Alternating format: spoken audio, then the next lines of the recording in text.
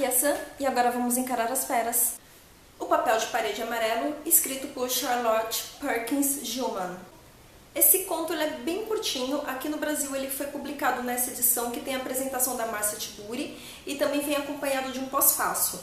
A quantidade de páginas total dessa edição aqui, eu diria que metade delas é ocupada pelo conto em si. Tanto a apresentação quanto o pós-fácil, eles complementam a leitura, mas eu não considero obrigatório. Na época em que esse conto foi escrito, que é o século XIX, estava tendo todo aquele movimento sufragista, estava começando a iniciar aqueles movimentos organizados feministas. A Charlotte ela não se envolveu diretamente com o movimento sufragista, ela preferiu seguir uma outra linha, e não é porque ela era contra o movimento, muito pelo contrário, ela achava que os movimentos feministas da época queriam pouco, porque ela considerava as exigências abaixo do necessário. E sobre a história? Agora vamos falar sobre a história. Embora se trate de uma obra de ficção, há elementos autobiográficos da própria autora nessa história. A história é narrada em primeira pessoa pela protagonista e é ambientada na mesma época em que a escritora viveu. Esse conto já estava há alguns meses na minha estante, já fazia tempo que eu queria ler e houve uma coincidência de que a época que eu escolhi para ler este conto aqui foi exatamente a mesma época em que o filme Mãe, do Darren Aronofsky, estava em cartaz. E o que aconteceu é que toda vez que eu concluo uma leitura, eu costumo fazer um post no meu Instagram, e quando eu postei a conclusão dessa leitura, houveram pessoas me perguntando a respeito da referência que o filme do Aronofsky supostamente faz a esse livro aqui. E como eu gostei muito desse livro, eu resolvi assistir o filme para verificar por minha própria conta a relação do filme com esta história. O foco desse vídeo é este conto, mas no final eu vou comentar também as minhas percepções a respeito da relação que existe entre o filme do Aronofsky e essa história aqui.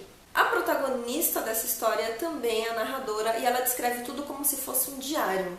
No início ela explica que ela sofre de uma condição que na era vitoriana era chamada de histeria feminina, um termo bem comum naqueles tempos, que era considerado um diagnóstico bem razoável no século XIX, e quem deu esse diagnóstico para a protagonista foi o marido dela.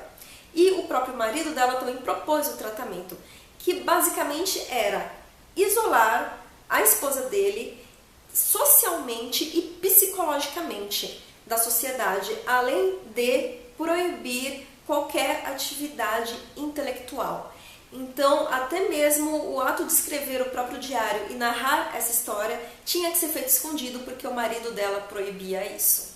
Para colocar esse tratamento em ação, o marido aluga uma casa afastada da área urbana durante um período de 3 meses.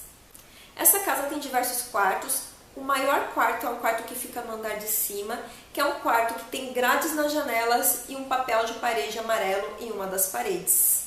A partir desse momento na história começa uma obsessão da protagonista pela estampa do papel de parede amarelo, porque ela observa aquele emaranhado de figuras e ela não consegue compreender se são flores, se são cogumelos, o que aquilo está ilustrando. Então, a protagonista descreve a rotina dela nessa casa, a angústia que ela sente de estar isolada dos amigos, o desejo que ela tem de sair, de fazer outras atividades. Ela suplica constantemente ao marido que ela quer voltar para casa, para a vida dela, e ela direciona toda essa perturbação para o papel de parede amarelo.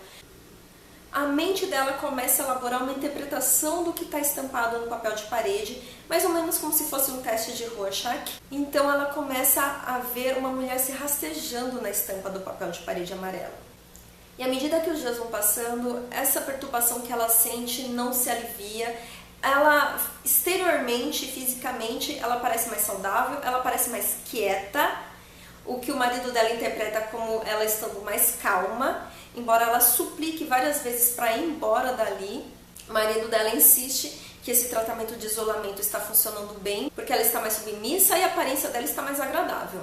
Enquanto isso, o tempo vai passando e aquela mulher que se rastejava dentro do papel de parede começa a se rastejar pelo lado de fora da casa. Mas existe um ponto interessante aí.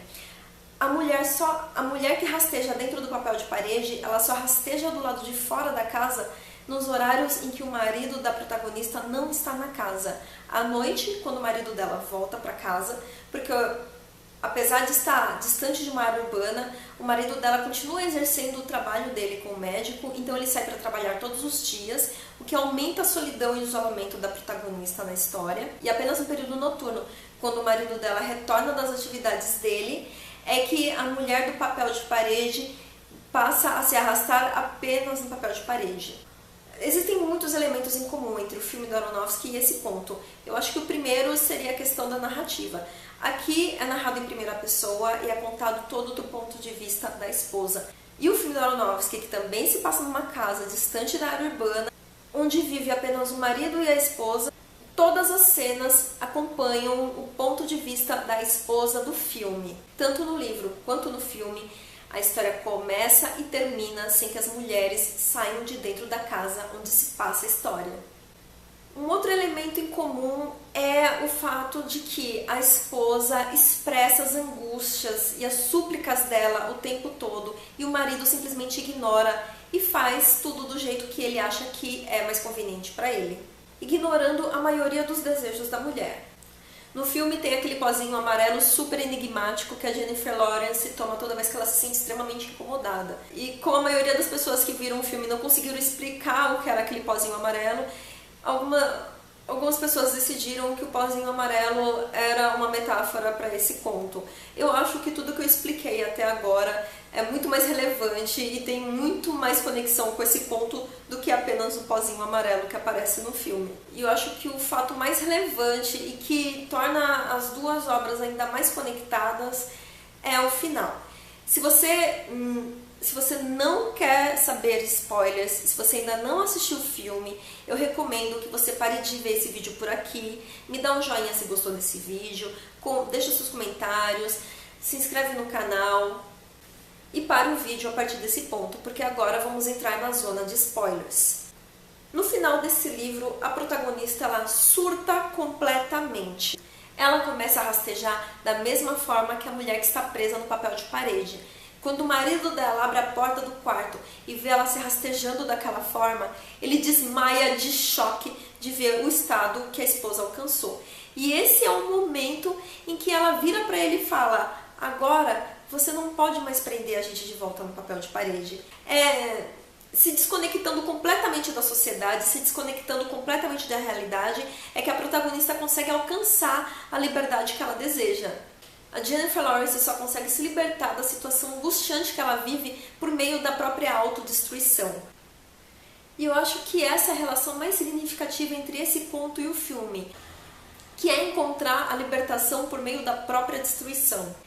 Espero que você tenha gostado desse vídeo, muito obrigada por ter me assistido até aqui e até a próxima!